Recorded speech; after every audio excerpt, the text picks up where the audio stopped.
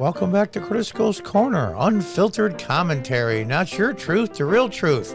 And as always, thank you for your support.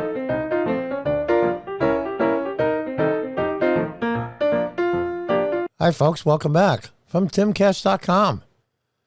Ukraine update, Russian forces take Chernobyl nuclear disaster site.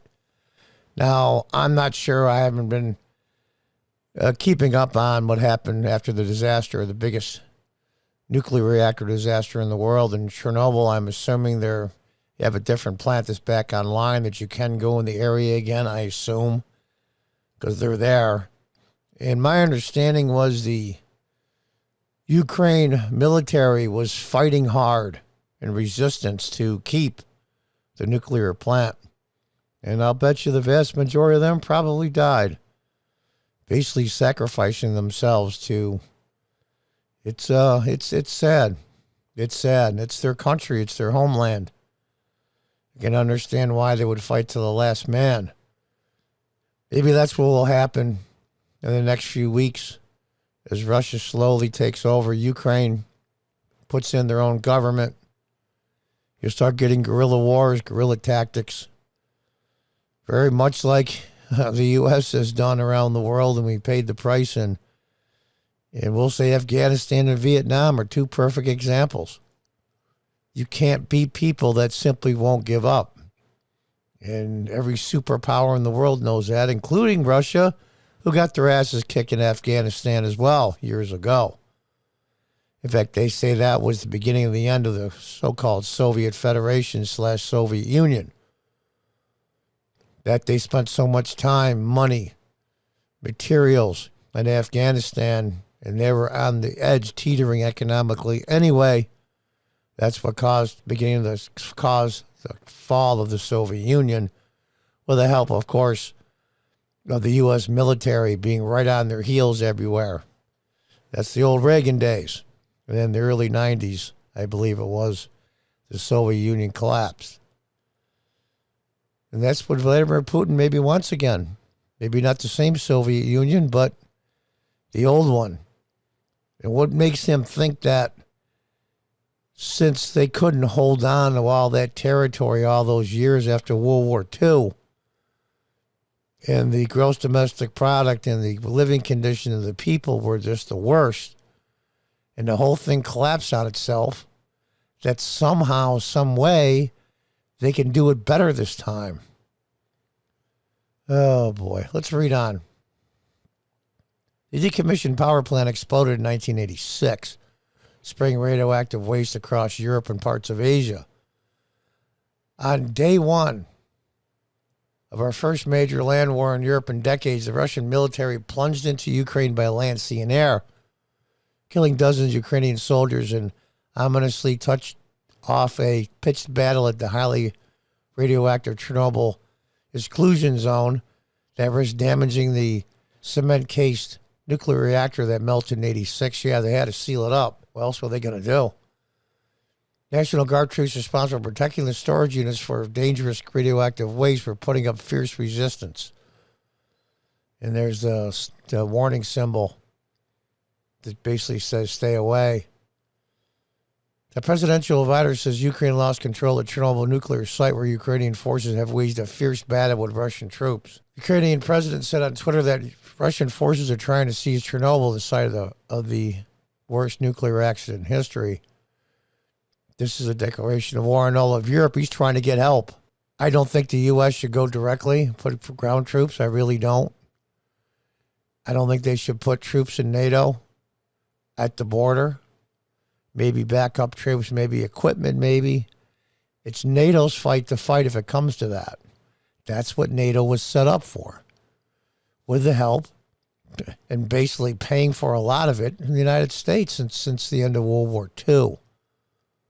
Russian occupation forces are trying to seize a Chernobyl plant. Our defenders are giving their lives so the tragedy of 1986 will not be repeated. And we'll go through here. Here's I won't play it because every time I go to play a Twitter video, I get a copyright notice. It's only 8 seconds long anyway, but it says in Pushkin Square, maybe less than 1,000 meters from Red Square in the Kremlin, the site of a magnificent protest. Now, this is Vidman, who I'm not a big fan of. I think he's a major piece of, but it is what it is. On the Russian side of the border, thousands gathered in Moscow and other major cities in opposition to Putin's invasion. President Biden is set to unveil new sanctions against Putin's regime that will significantly cripple the country's ability to engage in global banking, energy exports, and other international trade. Now, here's the thing. I believe it's called the SWIFT payment system. That's how international transactions are done.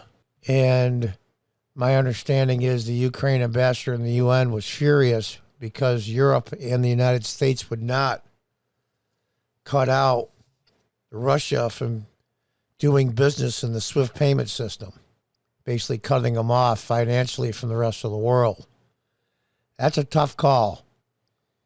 If you do it and the Chinese merge with them financially, they'll have their parallel financial system. And now what do? What sanctions do you do against them?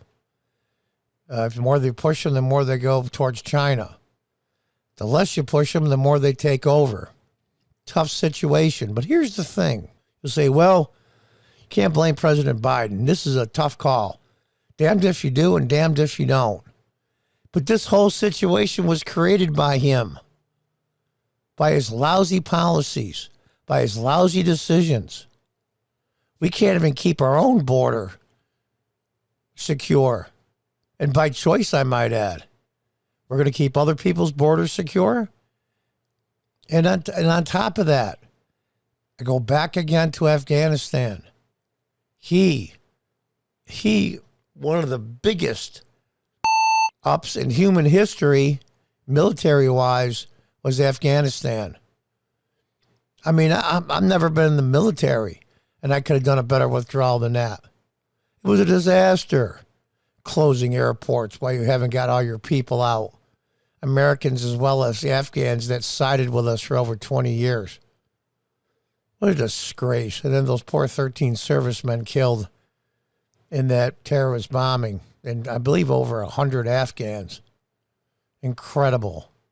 Yeah, withdrawals are messy sometimes. But they could have done it a lot more orderly. Kept the airport open to the last minute. If you wanted to do it the worst way possible, that's the way he did it. It was almost like it was on purpose. But the world was watching, including China. They saw what an incredible F-up it was. And I think that's in part why this is happening, if you want my personal opinion. And, of course, Biden's feebleness and his mumbling and stumbling and making a fool out of himself and our country and the world, the eyes of the world, especially our geopolitical enemies. That's my opinion, and I don't think I'm wrong. We're going to see what happens. Until the next time, goodbye and good luck.